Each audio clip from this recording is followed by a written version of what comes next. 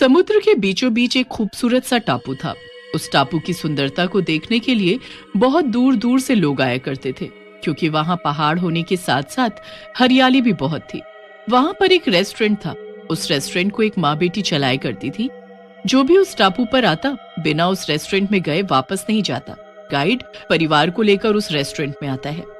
आइए आइए, ये है सबसे फेमस रेस्टोरेंट।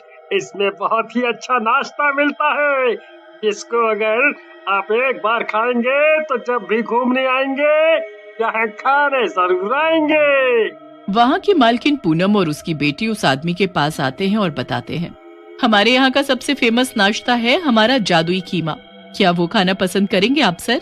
हाँ जरूर, खिलाइए। हम भी यहाँ यही देखने आए हैं कि यहाँ फेमस क्या है। वो और उसका पूरा परिवार वो कीमा बहुत मजे से खाता है। वाह वाह भाई वाह, कितना अच्छा कीमा है। इतना अच्छा कीमा तो मैंने आज तक कहीं और कभी भी नहीं खाया। कैसे बना है ये इतना स्वादिष्ट? Thank you sir. जी, मैं और मेरी बेटी पूरी रात मेहनत करके इस कीमा को तैयार करते हैं।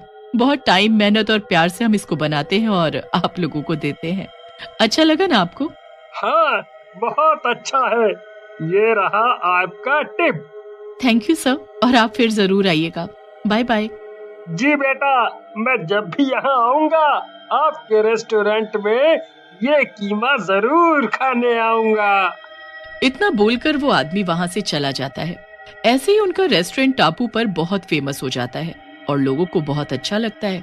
उनके साइड में एक और रेस्टोरेंट होता है जिसका मालिक शेखर पूनम और उसकी बेटी से बहुत जलता है, क्योंकि सस्ता देने के बाद भी उसके रेस्टोरेंट में कोई नहीं आता। उसके रेस्टोरेंट में इतने लोग क्यों आते हैं? वो ऐसा क्या देती है जो हम लोग नहीं बना पा रहे हैं? उनका रेस्टोरेंट हमारे वाले से कितना छोटा और नॉर्मल सा ही है, फिर भी उनके रेस्टोरेंट के बाहर लाइन लगी रहती है। ऐसा क्या खास है वहाँ? जी मालिक, वो बहुत ही स्पेशल तरीके का कीमा देती है जो हम लोग नहीं बना पाते हैं, और उसकी रेसिपी भी वो किसी से नहीं बताती है।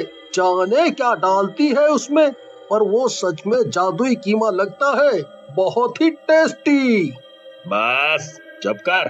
तू उसके यहाँ काम करता है या मेरे यहाँ, जो उसकी तारीफ करता ही जा रहा है मेरे सामने? चल, अपने कीमा पर ध्यान दे। बड़ा आया, बहुत अच्छा कीमा बनाती है। लेकिन शेखर के दिमाग में पूनम की रेसिपी ढूंढने का सुझाव आता है और वो सोचता है कि क्यों न रात में जाकर देखा जाए कि पूनम और उसकी बेटी कीमा में ऐसा क्या डालते हैं जिससे उसका कीमा इतना स्वादिष्ट होता है। आज रात को मैं पता लगा कर रहूंगा कि आखिर ये दोनों अपने कीमे में ऐसा कौन सा मसाला डालती हैं जो मेरा कीमा फीका लगता है लोगों को। इतना बोलकर शेखर समुद्र किनारे जाकर रात होने का इंतजार करता है। चलो, रात हो गई है, जाकर देखता हूँ कि वो कीमा कैसे बना रही है। अब तो सब सो गए हैं, कोई ध्यान भी नहीं देगा। जैसे ही वो पूनम और उसकी बेटी के रेस्टोरेंट में पहुंचता है तो देखता है कि वो दोनों मिलकर मसाला तैयार कर रही होती हैं। मसाला तो ये मैं भी इस्तेमाल करता हूँ, बिल्कुल एक सा ही तो कर रही है, तो इसमें क्या अलग करा है इन्होंने? देखता हूँ किसका गोश्त बनाती है ये। तभी बहुत तेज आवाज के साथ वो दोनों वहां से कमरे की तरफ चल पड़ते हैं। शेखर उनकी दूसरी खिड़की की तरफ जाकर देखता है कि उन्होंने टापू पर रहने वाले एक शराबी को बांध कर रखा हुआ है और अचानक वो दोनों भयानक चुड़ैल का रूप ले लेती हैं। तुझे मरने की ज्यादा जल्दी है ना, तभी हड़बड़ा रहा है। रुक, अभी बताते हैं तुझे। ये दोनों कितनी भयानक लग रही हैं। कौन है ये दोनों, और पूनम और उसकी बेटी कहाँ गई? तभी वो दोनों चुड़ैल उस शराबी का गला दबाकर मार डालती हैं और उसका खून पीने लगती हैं। अब आई न राहत। हाँ माँ, अब बाकी का काम फुर्ती से हो पाएगा मुझसे भी, वरना तो कीमा बनाते बनाते मेरा तो खुद का कीमा बना जा रहा था। अरे, ये दोनों तो चुड़ैल हैं, इन्होंने उसको मार डाला। शेखर ये नजारा देखकर चौंक जाता है और उसके पैर लड़खड़ाने लगते हैं। फिर वो किसी तरह खुद को संभालता है और वहीं सावधानी से छुपकर देखता है। माँ चलो इसका गोश्त निकालकर मसाले में मिला देते हैं, फिर से कीमा बनाना होगा ना।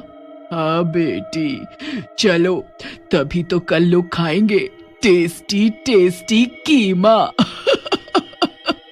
अच्छा, तो इसको ये जादुई नाश्ता बोलती हैं। इंसानों के मांस से बना हुआ कीमा लोगों को खाने के लिए देती हैं ये। मुझे ये सब लोगों को बताना होगा और तभी इन्होंने शराबी को चुना होगा, क्योंकि उसके बारे में कोई पूछेगा नहीं, इसीलिए चुपके चुपके अपना काम करते रहेंगे। ऐसे तो इन्होंने ना जाने कितने लोगों को मारा होगा। मुझे यहाँ आने वाले लोगों को सतर्क करना होगा, वरना बहुत बुरा होगा। इतना बोलकर शेखर वहाँ से डरता हुआ अपने घर चला जाता है और सोचने लगता है, हे भगवान, बेचारे लोगों को तो पता भी नहीं होगा कि ये चुड़ैलों का जादुई नाश्ता क्या है, जो कि इंसानों को मार कर बनता है। वो लोग तो बेचारे ऐसे ही खा लेते होंगे बिना सोचे समझे। क्या करूं मैं? अब चलो, मैं अपने वेटर को इस बारे में बताता हूँ। शायद हम दो ही जाएं तो उनका कुछ बिगाड़ पाएंगे, वरना मैं अकेला उन दोनों का क्या कर पाऊंगा। शेखर अपने वेटर से बात करने जाता है। सुनो, तुम्हें पता है पूनम और उसकी बेटी एक चुड़ैल है और वो जादुई नाश्ता इंसानों के गोश्त से बनाते हैं, तभी वो इतना टेस्टी लगता है। वेटर हंसने लगता है और कहता है, सर आप पागल हो गए हो क्या? कुछ भी बोल रहे हो? आपने जरूर कोई सपना देखा होगा और कुछ नहीं। और अगर लोग मरते तो क्या बाकी लोगों को पता नहीं चलता क्या? बिना शेखर सर। अरे मैं देख कर आया हूँ, वो उन्हीं लोगों को मारती है जिनके बारे में कोई खोज खबर लेने नहीं आएगा। मेरी बात मान, हमें लोगों को बचाना होगा, सबको बताना पड़ेगा। अगर ऐसा है तो सर चलिए एक बार मेरे साथ भी चलकर देखिए। मैं जब तक अपनी आंखों से नहीं देखूंगा मुझे विश्वास नहीं होगा। हाँ, चल चल, तू अपनी आंखों से देख ले कि वो बहुत खतरनाक चुड़ैल है और वो लोगों को कैसे भयंकर तरीके से मारती हैं। इतना बोलकर शेखर अपने वेटर को रात होते ही चुड़ैलों के घर लेकर जाता है। पर इस बार चुड़ैलों को इस बात की भनक लग जाती है कि कोई उन्हें देख रहा है या कोई उनका पीछा कर रहा है, तो वो दोनों काम करने का नाटक करती रहती हैं। बेटा तू मसाला तैयार कर, तब तक मैं जरा बाहर से घूम कर आती हूँ गोश्त लेकर। ठीक है माँ, अभी करती हूँ। तू यहाँ खड़ा होकर देख और बाद में मुझे समंदर किनारे मिल, क्योंकि अगर हम एक साथ देखेंगे तो शायद वो लोग हमें पकड़ लें और हम एक दूसरे की मदद नहीं कर पाएंगे।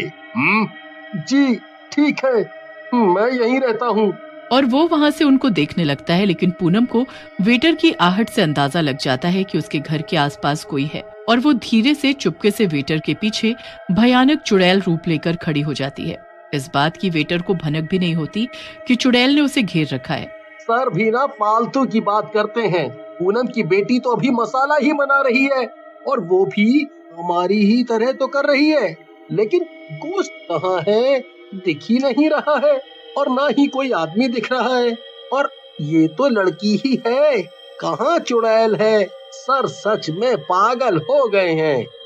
गोश्त तो अब मिला है ना मुझे, तो तुझे पहले कैसे दिखाई देगा? हाँ? वेटर जैसे ही पलटकर देखता है वो दंग रह जाता है। मुझे माफ कर दो, मुझे माफ कर दो। मैं तो शेखर सर के कहने पर यहाँ आया था। मुझे नहीं पता था कि तुम लोग क्या करती हो और क्या नहीं। मुझे जाने दो, मुझे कुछ मतलब भी नहीं है। तुम लोग जो चाहे करो। चुड़ैल उसकी पूरी बात भी नहीं सुनती और उसको मार डालती है। फिर उसको खींचकर अंदर ले जाती है। इसी की भनक लगी थी मुझे, ये हमें देख रहा था। आज इसी का कीमा बनाएंगे। हाँ माँ ठीक है, मजा आ जाएगा। ये सब शेखर देख रहा होता है। उसने ये सब फोन में रिकॉर्ड कर लिया था। ये मैंने क्या कर दिया? मेरी वजह से वेटर मारा गया। मुझे उसको लेकर नहीं आना चाहिए था। मेरी वजह से इसकी जान चली गई। पर इस बार मैं इनको नहीं छोड़ूंगा। अब मैं इनकी पोल खोल दूंगा। और जाकर टापू के लोगों को भी दिखाऊंगा और इनको सबक सिखा के रहूंगा। शेखर जल्दी जल्दी लोगों को बुलाता है और इकट्ठा करके सबको अपनी बनाई हुई वीडियो दिखाता है। सब ये भयंकर सच देखकर बहुत डर जाते हैं। ये सब क्या है शेखर? बहुत डरावना है ये सब। ये वही है जो आप लोग देख रहे हैं। पूनम और उसकी बेटी चुड़ैल है। वो लोगों को मारकर उनका कीमा बनाकर बेचती हैं और सबके साथ धोखा करती हैं और ऐसा कीमा बनाती हैं जिसको लोग कितना पसंद करके खाते हैं। देखो देखो ये कीमा कैसे बनता है। हमें लोगों की जान बचानी होगी और इन चुड़ैलों को मारना होगा। लेकिन हम इनको मारेंगे कैसे? ये दो है, ऊपर से चुड़ैल है, हमसे ज्यादा शक्तिशाली भी होंगी। हम लोग इनको कैसे मार सकते हैं? मैंने सुना है कि चुड़ैल अपनी बेटी से बहुत प्यार करती है। अगर हम पूनम की बेटी को आग लगा दे तो वो अभी छोटी है और इतनी ताकतवर नहीं होगी। अभी तो वो चुड़ैल दुख में खुद ही मर जाएगी। टापू वाले उसकी बात समझते हैं और पूनम की बेटी को अकेला जाता देख उस पर आग फेंक देते हैं। वो मासूम सी लड़की से एक चुड़ैल में बदल जाती है और जलने लगती है। जब ये चुड़ैल को पता लगता है तो वो भागी भागी जाती है और अपनी बेटी को बचाने के लिए उसकी आग बुझाते बुझाते खुद भी उसी में लिपट जाती है, जिससे दोनों चुड़ैल जलकर मर जाती हैं।